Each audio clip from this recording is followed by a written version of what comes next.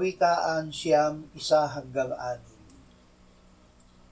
Itinayo ng karunungan ng kanyang bahay, ang kanyang 7 haligi ay kanyang inilagay. Mga hayop niya ay kanyang kinatay, ang kanyang alak ay kanyang hinaluan, kanya ring inihanda ang kanyang hapagkainan.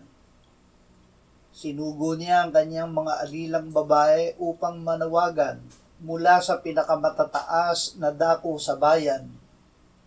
Sino mang walang muwang pumasok dito.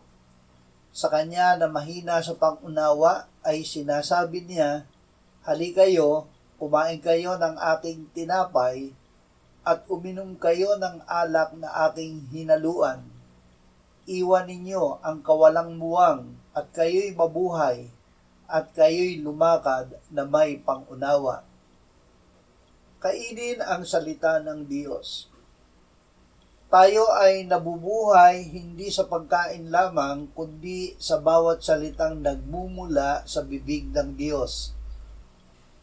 Ang salita ng Diyos ay espiritual na pagkain.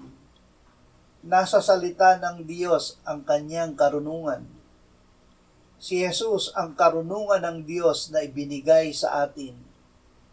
Tinawag tayo ng Diyos na makipag-isa kay Jesus.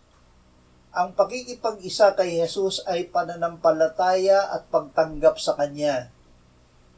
Ang Ebanghelyo ay isinulat upang tayo ay sumampalataya na si Jesus ang Kristo, ang anak ng Diyos, at sa pagsampalataya ay magkaroon tayo ng buhay sa Kanyang pangalan.